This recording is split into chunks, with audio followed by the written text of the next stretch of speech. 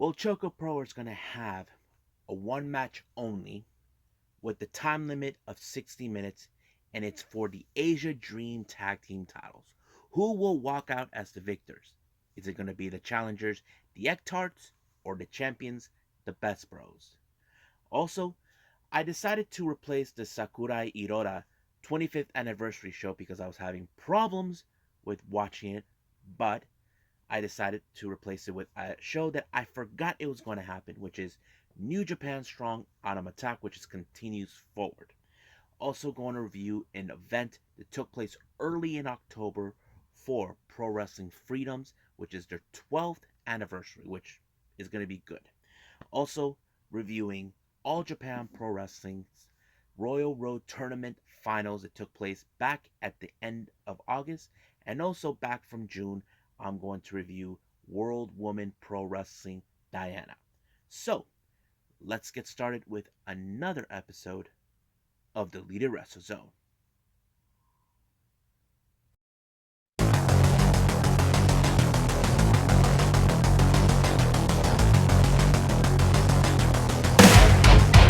Are you ready? Get up, get up! Get up, get up! Get up, get up! Get up, get up! Get up, get up! Get up, get up!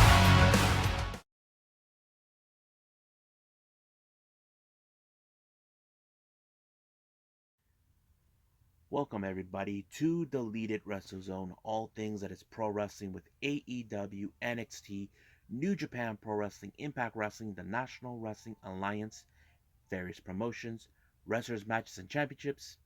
I am your host, Jay Rod here. So let's begin with the latest ChocoPro event, number 168, which is a one match only with the 60-minute time limit, and it's for the Asia Dream Tag Team titles. Now, the Egg Tarts and the Best Bros have been at each other many times over. It doesn't matter if it's in tag team competition or in singles competition. Recently, we just saw Chiko Shikawa challenge Mei Shiruga. I think they're trying to prove who is the better wrestler. And that's pretty much what's been going on. However, the Egg Tarts seems like the one strong team that could handle it. There have been many people. We just saw countless of others who were able to try to beat the Best Bros, but with no luck. Now, you can say 60-minute time limit, it's a long time. Well, these guys have the energy for it. As you know, their bodies will worn out by the time we get to the end. Now, I've always looked at Egg Tarts and the Best Bros in this particular match more like mirror image of each other. The reason I say this, both Chi and Mei, they're all, if you guys ever seen one of their previous when they teamed up against Masahiro Takanashi and Chris Brooks, they're almost in equal ways, all energy. That's all they do, you know. But I look at Balinaki and Hagane Shinoa, they're both almost similar, but the only difference is Hagane, he's mostly quiet. He doesn't talk, but Balin, he does. He's a bit of a talker, but it works perfectly. And you probably would have guessed that this was going to be a good match to watch. It was. However, the Egg Tarts were so close in winning the match. I mean, I know she would have been disappointed knowing that they all were so close, but there's no doubt in my mind that sooner or later we will see Chi and Hagane maybe become the Asian Dream Tag Team titles. But however, they may have lost when they applied the Dolphin Press on Hagane on Chi in order for Mei to pick up the victory. However, does not end there. As you know, they do the Jonkin tournament. Only four of them competed each other. So basically, Chi challenged Mei Shiruga, as in Hagane and Balinaki challenge each other. However, Chi lost her Jonkin match against Mei, and Balin lost his match against Hagane. However, the showdown between these two was great. However, I did not expect it was going to be that easy. In one try, Hagane pulled off the scissors on Mei when she applied the paper, and it was over. And she was acting all so crazy, like running around on the other side to the window. And of course, he Hagane ate half of the piece of chocolate and gave the other half to Chi. Now you're probably saying, we normally see them eat the whole thing. True, but Hagane, he is very close with Chi, and you know for a fact this is not over. They will get those titles one way or the other. It may not be today, may not be next week or next month. Someday we'll see that. But I think that's it for now for them. However, we will have more of ChocoPro. There's only going to be two matches. We're going to have like a Rumble match and a very unusual match as well, a tag team match. And I'm looking forward to that.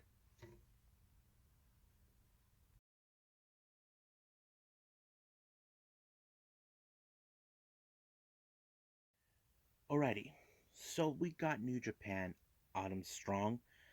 Hopefully this is the last of it because we know we got several New Japan Strongs coming up soon. Now let's go with the first match. We have members of Team Filthy, Danny Limelight and JR Kratos to take on Mr. No Days Off, Fred Rouster, and of course, as Alex Causal likes to call him, Mr. Day On or something like that. I don't know. Rocky Romero. Now we know there has been a good chemistry between both Roster and Rocky in the past, but they are showing that they are trying to be a good determined team. However, Team Filthy has been one of the most dominant factions within New Japan Strong. Unlike they're trying to be like a new faction that controls it, similar to what we've seen with Bullet Club. But however, seeing this match was pretty good. As you know, Rocky and Danny Limelight, they were, Rocky took him under his wing until he turned on him and sided with Tom Lawler. But however, I think the best moment took place. It's the way they ended it. Apparently, Rocky took out JR Kratos when he did a tope suicida. However, Fred Rosser took out Danny Limelight with a sort of like a power slam or sorts. I don't know exactly, allowing himself to put 1, 2, 3. So basically, Team Filthy lost this particular match. Now, this next match is more of a dream match from what the commentators, both Matthew Renrold and Alex Kozlov, mentioned. This is the battle of two of the most interesting junior heavyweights that we ever mentioned. We're talking about the veteran and member of Bullet Club, Taiji Shimuri, who's a 19-year vet, taking on Leo Rush, you know, the man of the hour, as we call him. This is one of those matches where this is going to be good between two junior heavyweights. Now, there were moments where we saw Taiji Shimuri attacking Leo Rush's arm. Basically, he exploited that out because if you guys remember, he hurt himself like when we thought he was going to be retired, but he didn't. But this time, Ishimori got him good. But however, Leo Rush refuses to stay down no matter what Ishimori tried to do. But when finally the one person who took him down completely was Leo Rush with a pinfall 1, 2, 3, and it showed he is the future of what the junior heavyweight division should be. We're gonna pay attention to more. Hopefully, we get to see him go to Japan down the line. Now, our main event. This is a match that definitely everybody are up for. We got Team Filthy, Royce Isaacs, and the leader of Team Filthy, Tom Filthy Lawler, taking on Suzuki Goon, Lance Archer, the Murder Hawk, and of course, the king himself, Minoru Suzuki. Now, Team Filthy doesn't seem like they're scared of him, but you should be scared of Suzuki Goon. They are not there to play. They mean business. When it comes to Minoru Suzuki, he wants you to throw everything at him. That's exactly who Minoru Suzuki is. Now, Lawler's not afraid of him, but he should be. But however, the best moments is when, of course, when Lance Archer actually put Lawler in the blackout. But they weren't the legal men. The legal men in this match was Royce Isaacs and Minoru Suzuki. But when Minoru Suzuki put him in the chokehold, and then of course the infamous Scotch style power driver, it was over right there. You can count to 1,000 if you wanted to. And of course, everybody were happy to see Minoru Suzuki there. But however, when he was about to give out a promo in the post match, he was interrupted by none other than Big Daddy himself, Chris Dickinson. Now, you probably saying to yourself, wasn't this match already took place in GCW? That's a GCW thing. This is New Japan. So, apparently, Chris Dickinson wanted to challenge him this time in the Philadelphia show, Showdown. And of course, Minoru Suzuki, he accepts it. And he's not afraid of Chris Dickinson. That's who he is. He's not afraid of anybody. And besides, he probably enjoys the fun. But he did tell the fans, I'll be back. We all know he'll be back. He's part of the New Japan, as you know. He probably already finished his US tour. But however, there is still the matter of the match that it's already been said where he and Archer will be facing Moxley and Kingston. And that's something I'm looking forward to see.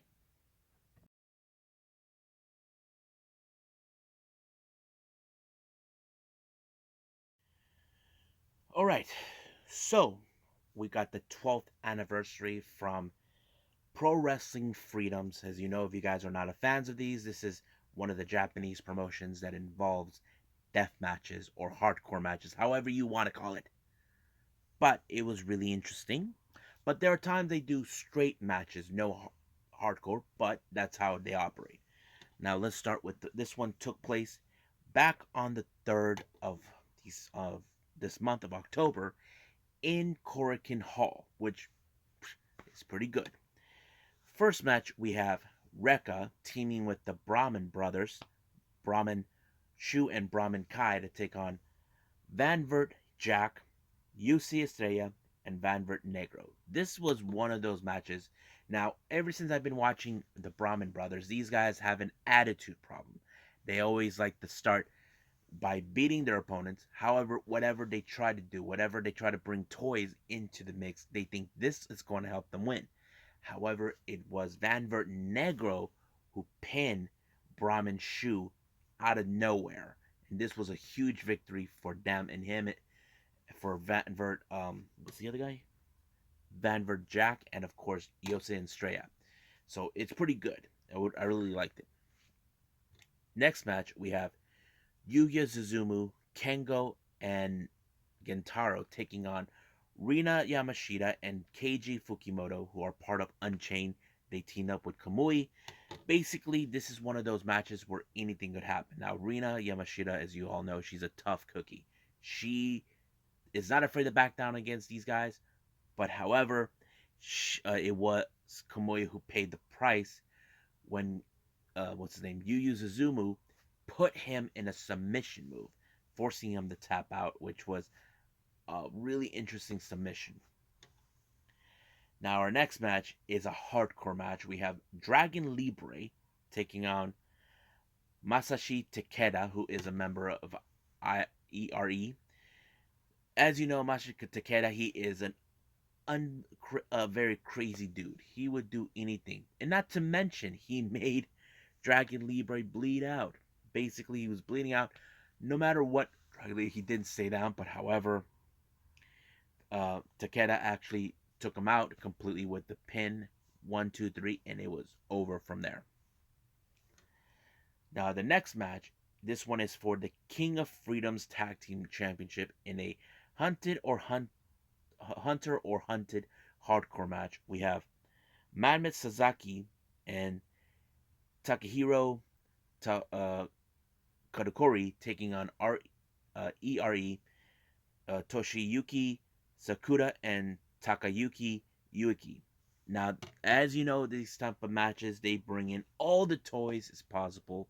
We're talking about tables, ladders, probably kendo sticks, probably tube lights, whatever. You know how that works out with these guys. But however, it was Yuki who actually pinned uh what's his name? Takori in order to pick up a victory. I know Katori actually felt guilty that he should have been more stronger, but he wasn't. As you know, RE, they don't play well with others except for themselves. Our next match we have, of course, is Damn Style Crazy for You Ultimate Item Bring Death Match. Now, if you guys don't know what that means, you bring in whatever toys you want to use in this match. And this time we have Toru Sugiura and Daisuke Masaoka taking on Takashi Sasaki, who is in fact the founder of Freedoms, and of course, legend Jun Kasai. It's so insane. Every toy they bring out, I was like thinking everything was gonna go fall into place. However, it was Sasaki who picked up the victory when he took out what's his name, Masaoka into this match with the pin 1, 2, 3, and it was already over from there.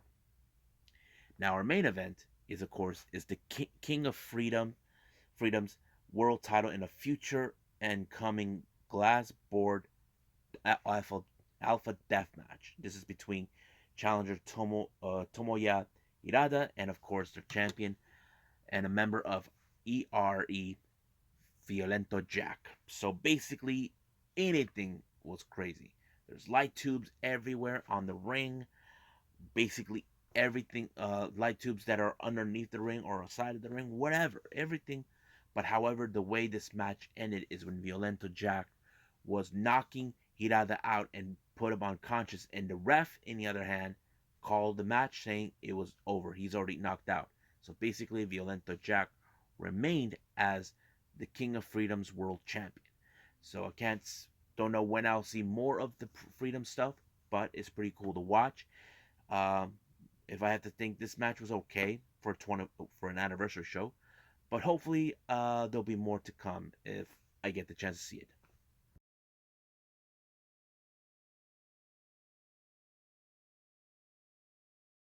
Okay, so it's been a couple weeks since I did an All Japan show. Reviewed this one. This one took place on the 29th of August in Korakuen Hall. This is part of the Royal Road tournament. Now, you probably ask me, what do they winners win? Easy. A shot of the Triple Crown Championship that Jake Lee currently has. Now, they only had two semifinals they throw in the beginning of the show. The first one was Kento Miyahara versus Suwama. Now, these two competitors have been the Triple Crown champions before. Kento was a champion until he lost the title to the one person he has to face again, and that person is Sawama. Now, however, Sawama did not lose the title. And if you guys remember the reports I posted some time ago, Sawama had to relinquish the title due to his contraction. He contracted the COVID-19 during his time. So basically, he was unable to defend it, but there was an open slot where they had to crown a new champion, and that person turned out to be Jake Lee, who ended up in a triple threat match, which he won. So, however, this is one thing that led to another. We know Jake Lee wants to have that one match against Sawama, and this match showed how much these two, both Kento and Sawama, wanted. But however, Sawama is the much better wrestler who showed that his brand of style is the most effective.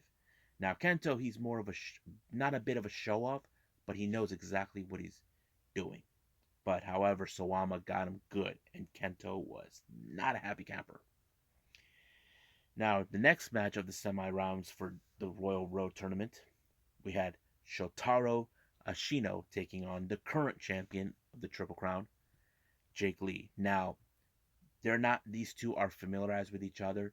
As you know, members of Total Eclipse were once part of the same faction with Shotaro, but now they're better enemies. So basically, Jake Lee is determined to ensure he wins this one. He wants to face Sawama, but however, Shotaro was the one who put him out good with a power bomb, and bam, it was over right from the start. You wouldn't imagine exactly the kind of reaction Jake Lee did not expect it. So basically, in a main event, it's going to feature both Sawama and Shotaro Ashino. Now, from here on out, there were matches they put in, mostly tag teams, like 6-man or 8-man, or however you want to put it.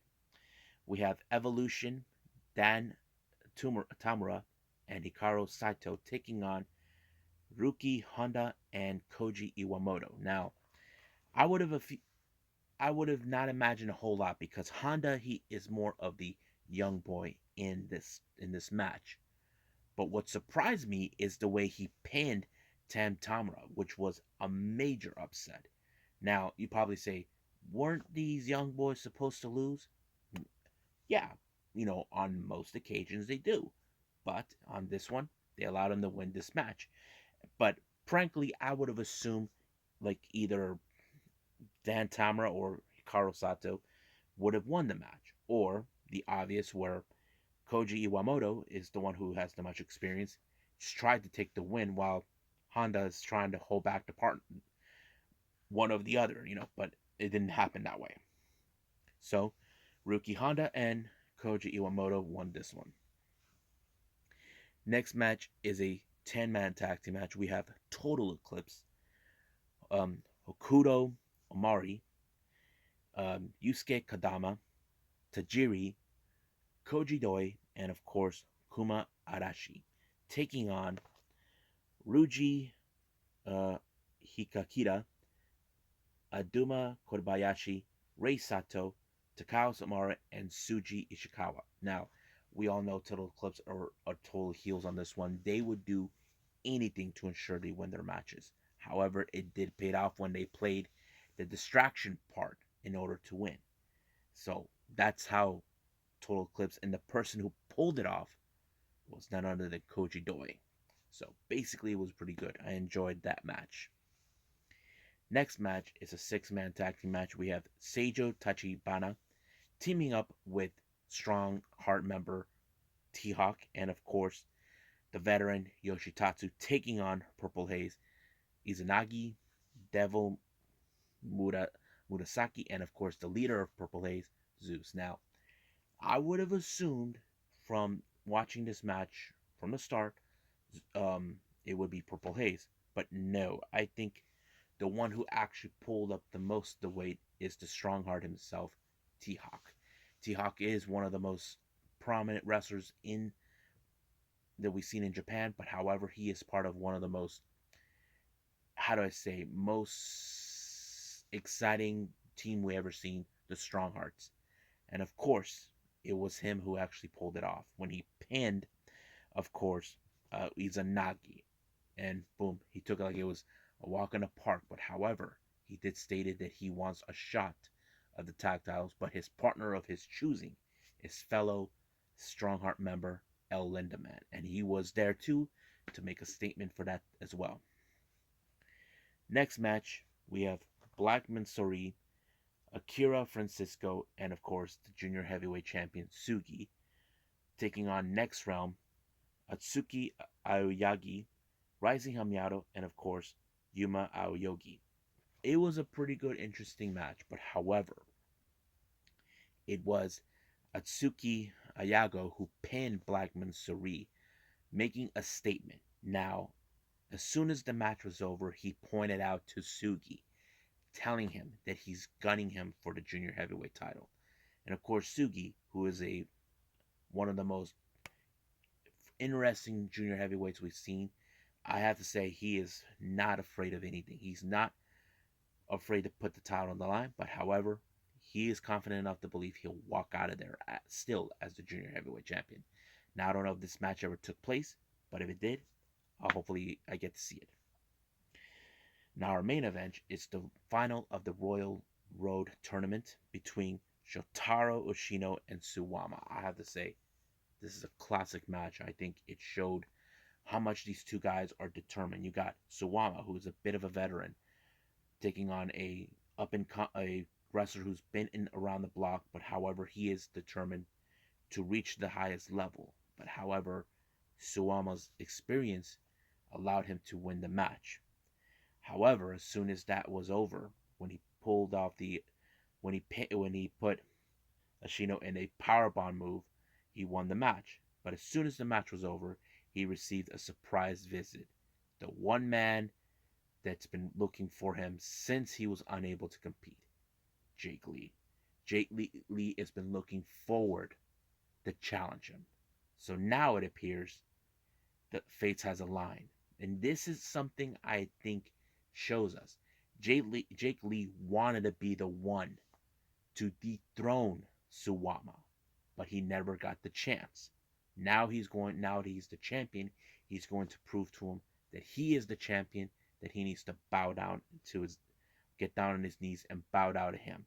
But Suwama, he is not that kind of guy. He is determined to ensure that guys like Jake Lee show respect. But that's not Jake Lee's style. But hopefully there's more I can find and keep up with everything else.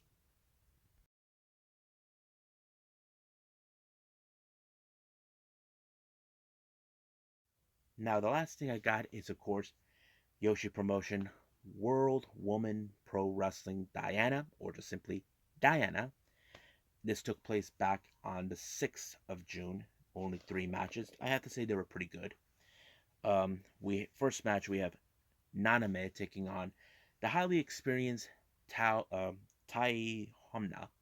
Now the reason I say this is Naname she's more of like the rookie. However, she is getting the handle of being in the ring. However, she doesn't have that much experience, maybe 2 years at the most. But Hamna had much better experience. Now, if you guys never seen Tai Hamna, I mentioned her before on Ice Ribbon. I was surprised that she was here for Diana, but it was great to see her. But however, her experience when she power slammed Naname allowed her to pick up the victory. And of course, Naname was privileged enough to tell Hamna how much she enjoyed being in this match, learning from someone like her. And of course, Hamna appreciates that coming from her, showing a lot of respect. Our next match is a tag team. We got Ami Miura teaming up with Madeline to take on Luminous, Miyuki Takase, and Haruka Umasaki. Now, much of this match, Madeline and Amy were trying to cheat their way through. Even though they tried to, once the bell rings, they tried to push them out in order to win the match. But however, it was what's her name, Aruka, who put what's her name, Ami Miura out when she put her in a Falcon Driver or something like that in order to win the match, and that's how it was. Now our main event, we have Deborah Kay teaming with the founder of Diana, Kyoko Iunai, taking on Crisis members Yako Sato and Jaguar Yokota.